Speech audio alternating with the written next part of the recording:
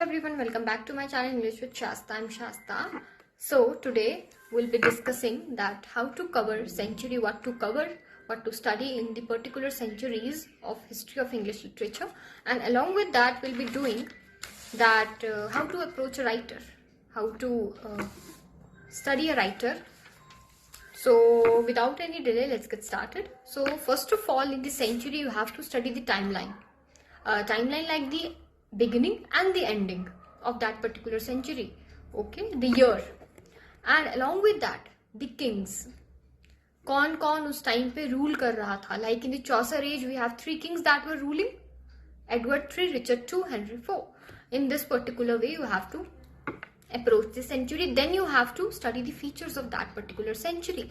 Then you have to study the literary characteristics कि सबसे ज्यादा वो कौन से स्टाइल में लिख रहे थे. Like अगर हम देखें तो and like the literary characteristics, like we have heroic couplet, rhyme royal that was famous in 14th century in the Chaucer age.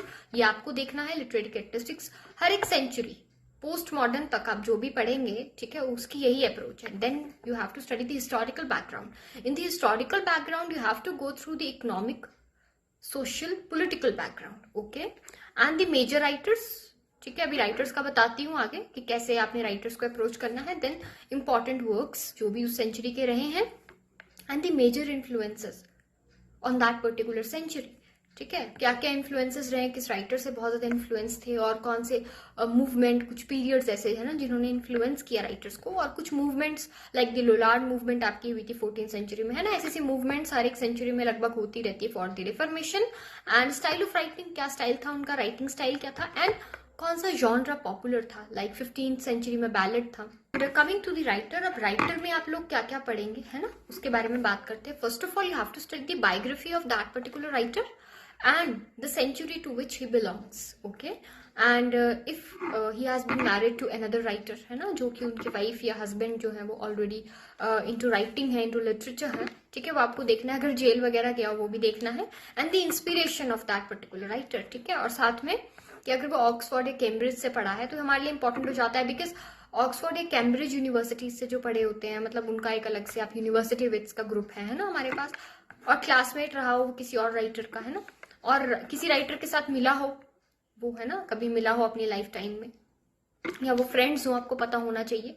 Then major work की आपने समरी आपको पता होनी चाहिए, कैरेक्टर्स, थीम्स, पब्लिकेशन डेट, और try to learn it in chronology, okay, and the quotations, important quotations, and the title along with the sub title, because sub title.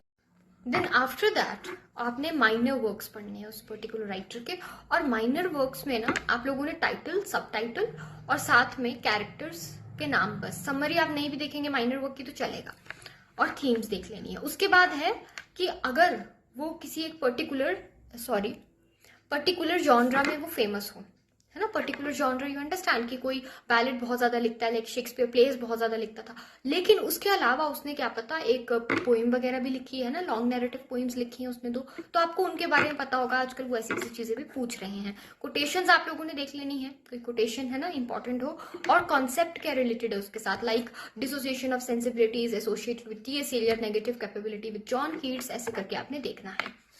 And the opening and ending lines, जो भी उसका play आप पढ़ रहे हैं, कोई भी नोवेल आप पढ़ रहे हैं, उसका ओपनिंग एंडिंग लाइंस आपको पता होनी चाहिए, और कौन सी स्कूल ऑफ पोइट्री से वो बिलोंग करता था और उसकी क्रिटिसिज्म किसने करी थी, उसमें लाइंस आपको पता होनी चाहिए.